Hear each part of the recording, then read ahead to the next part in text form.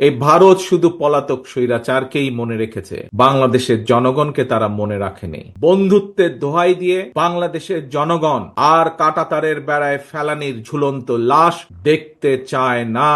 বাংলাদেশের মানুষ মনে করে প্রতিবেশী দেশের সঙ্গে প্রয়োজনে সকল অসম, অন্যায্য এবং একতরফা যে সকল চুক্তি, এগুলো পুনর্মূল্যায়ন কিংবা পুনর্বিবেচনা করা দরকার। এই যে 5ই আগস্ট চলে গেল, এই 5ই আগস্টে আমরা দেখি যে একজন পালিয়ে গিয়েছে এই দেশ থেকে, একটা খুনি এই দেশ থেকে পালিয়ে গেছে, স্বৈরাচার এই দেশ থেকে পালিয়ে গিয়েছে। এই স্বৈরাচার একটা কথা বলেছিল একবার, নিশ্চয়ই আপনাদের সকলের মনে আছে। কি সেই কথাটা? স্বৈরাচার বলেছিল, ভারতকে যা দিয়েছি সেটি তারা সারা জীবন মনে রাখবে। প্রিয় ভাই বোনেরা, এই ভারত শুধু পলাতক স্বৈরাচারকেই মনে রেখেছে, বাংলাদেশের জনগণকে তারা মনে রাখেনি। সেই জন্যই পানির যে ন্যায্য হিস্সা বঞ্চিত তিস্তাপাড়ের বিক্ষুব্ধ জনগণের মনে প্রশ্ন, পলাতক স্বৈরাচারকে ভারত যা দিয়েছে বা পলাতক স্বৈরাচার ভারতকে যা দিয়েছে, সেই পলাতক স্বৈরাচারকে আশ্রয় দেওয়া ছাড়া ভারত কি বাংলাদেশকে আর কিছু দিয়েছে? কিচ্ছু দেয় নাই।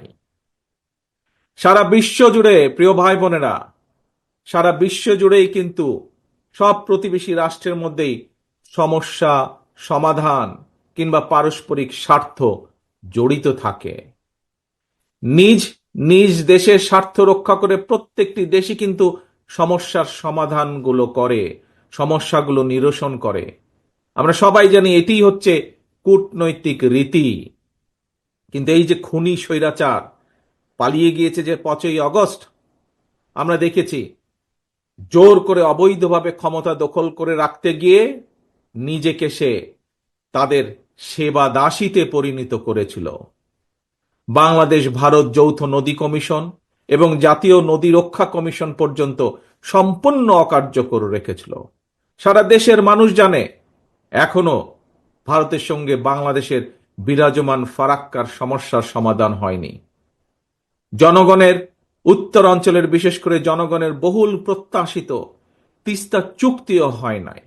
অথচ সকল আন্তর্জাতিক রীতিনীতি ভঙ্গ করে এই পলাতক স্বৈরাচার, এই খুনি স্বৈরাচার প্রতিবেশী দেশকে ট্রানজিট শিপমেন্টের বন্দর ব্যবহারের একতরফা সুবিধা দিয়ে গেছে।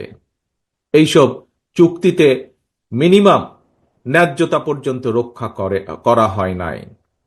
প্রিয় ভাই বোনেরা, বাংলাদেশের মানুষ মনে করে প্রতিবেশী দেশের সঙ্গে প্রয়োজনে সকল অসম, অন্যায্য এবং একতরফা যে সকল চুক্তি, এগুলো পুনর্মূল্যায়ন কিংবা পুনর্বিবেচনা করা দরকার। প্রিয় ভাই বোনেরা, সবার সঙ্গে বন্ধুত্ব, কারো সঙ্গেই বৈরিতা নয়। আমাদের পররাষ্ট্রনীতির এটি হচ্ছে মূল স্লোগান বা মূল নীতি। কিন্তু সময়ের প্রয়োজনে হয়তো এই স্লোগানটি বা এই নীতিটি পুনর্বিবেচনা করা দরকার। বর্তমান বিশ্বে স্থায়ী শত্রু, স্থায়ী মিত্র বলে কিছু নেই, বরং একটা দেশের সঙ্গে অপর দেশের সম্পর্ক হবে পারস্পরিক স্বার্থ রক্ষা, ন্যায্যতা এবং প্রয়োজনের ভিত্তিতে। সুতরাং সম্পর্ক রক্ষা করার ক্ষেত্রে নিজ দেশের এবং জনগণের স্বার্থ রক্ষাই হতে হবে প্রথম এবং প্রধান অগ্রাধিকার। এ কারণেই বিএনপির স্লোগান সবার আগে বাংলাদেশ। বন্ধুত্বের দোহাই দিয়ে বাংলাদেশের জনগণ আর কাঁটাতারের বেড়ায় ফেলানির ঝুলন্ত লাশ দেখতে চায় না।